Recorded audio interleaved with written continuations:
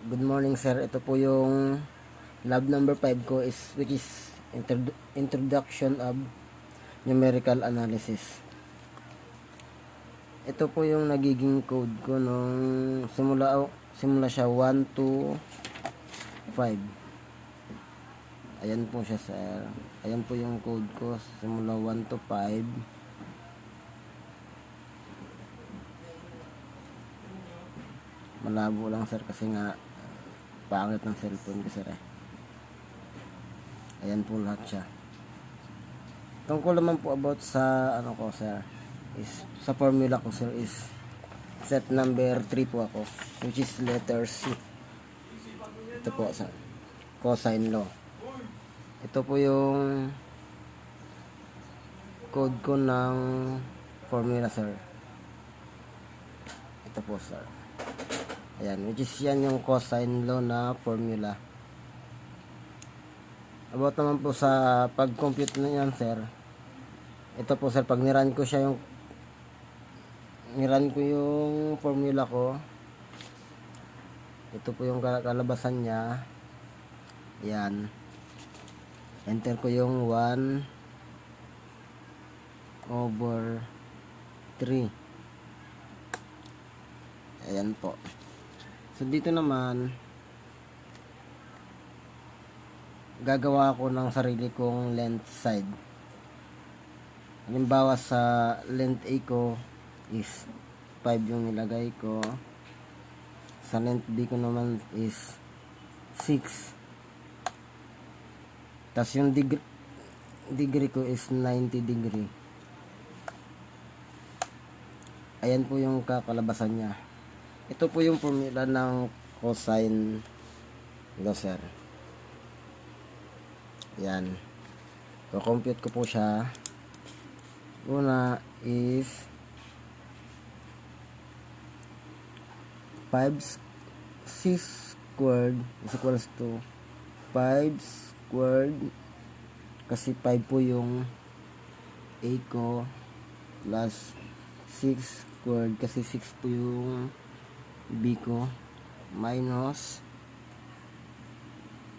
2 times 5 times 6 times cosine 90 degrees. Ayan po siya. 6 squared is equals to, pag tinype ko naman po siya dito sa calculator, is 5 squared plus 6 squared minus 2 times 5 times 6 times cosine 90, which is 61.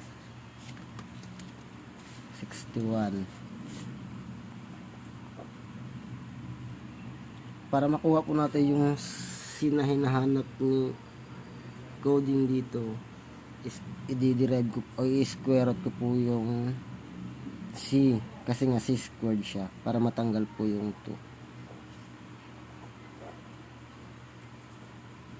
Ang matitira na lang is C is equals to square root of 61, or C is equals to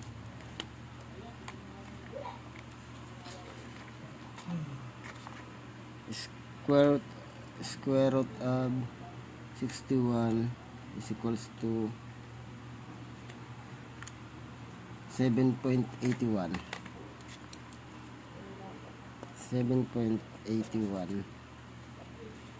Ayan po.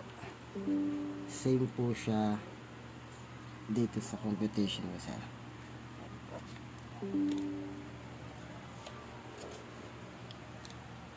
Ulitin ko po yung code ko. Ito po yung code ko ng formula ko. Ayan po siya. Ayan po yung cosine law na formula. Coding ko.